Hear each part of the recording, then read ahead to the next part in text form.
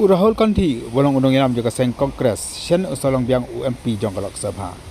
Kini kalong hadirin baka Supreme Court jong kari India akas sitok ding kala ay akas stay order ni kerja pensengi sipo dia kerja syamai kerteng MP uni UMP jaga seng Kongres bolong tangru Presiden jaga seng Kongres.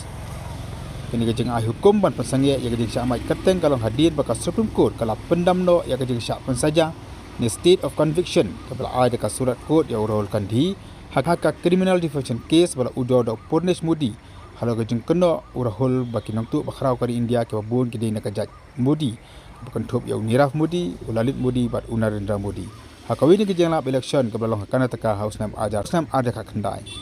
kini kani Purnesh ulo ujo ke case menraihmat nama ulang bagani gejeng kena Rahul ke penjak beromrut ya baru ke badan ke jaj Modi hari India nak kalian ke Supreme Court adin bagla syong bishar kala ai dekat saja ke ba Asnem bakajing syak dan guna ke bakhasan hajar tingka kat kumki kendon ke section South Park kendai defamation ba section South Sanspa punishment for defamation of the Indian Penal Code badakan dikajing syak punistam hadu Asnam ka pamut Rahul uladu ya kejolong MP namar baka section fara jaga Representation of People Act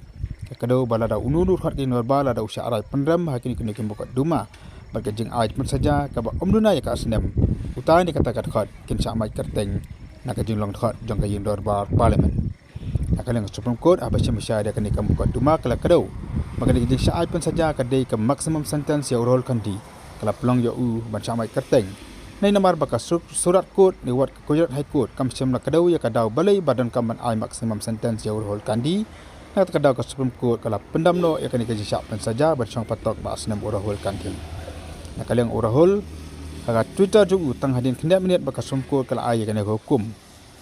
ulaong ja sakat baja ka kamram jonga kalong banyada ya kanong rem baraseng ya kari India nak kena kersan kasan kongres sakaleng kari India kala pelong kajeng syat ya kemen hadin ba Rahul Gandhi loyo ya kara ban pengsan yu banlong biang sasisin kum UMP